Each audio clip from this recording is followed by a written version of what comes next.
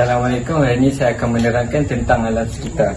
Definisi alam sekitar ialah tidak memudaratkan atau tidak menjejaskan kualiti alam sekitar dan dapat meminimumkan pencemaran alam sekitar seperti kita dapat menggunakan bahan kita semula agar tidak dibuang begitu saja.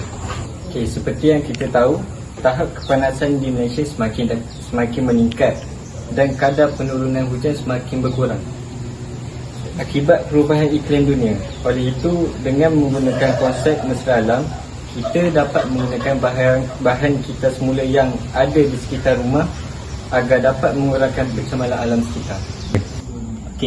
Assalamualaikum warahmatullahi wabarakatuh. Untuk menyelesaikan masalah yang dihadapi, kami menggunakan inisiatif yang berada di rumah, iaitu papan tera. Biasanya papan tera ini dibuang begitu sahaja apabila dia tidak digunakan.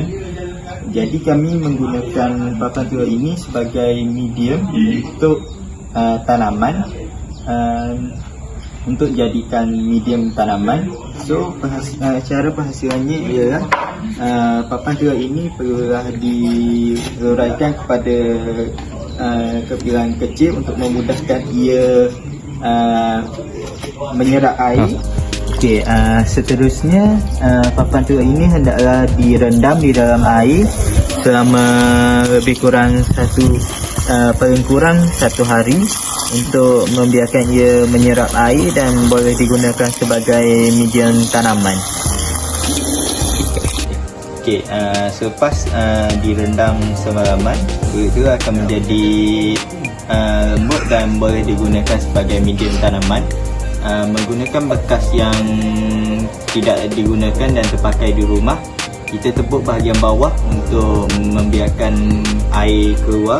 Seterusnya kita akan ambil kulit tera untuk diletakkan di dalam bekas dan digunakan sebagai medium tanaman. Untuk projek kali ini kami menggunakan bawang merah sebagai tanaman untuk menghasilkan sayur bawang. Sebenarnya kita letakkan bawang di dalam medium dan tambahkan medium tanaman untuk itu. Seterusnya letakkan di tempat yang mempunyai mendapat cahaya matahari yang mencukupi.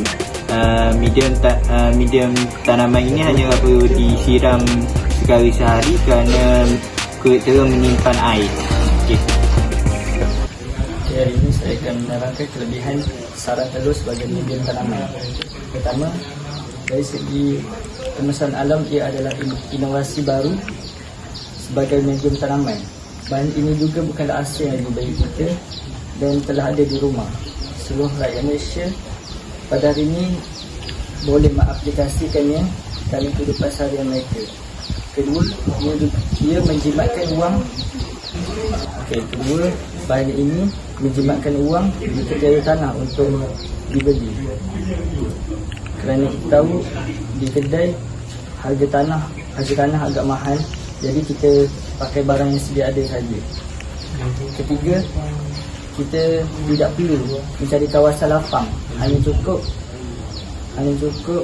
letakkan bekas itu di dalam kawasan rumah saja. Tidak perlu kita untuk mencari kawasan tanah yang mungkin jauh daripada kawasan rumah kita.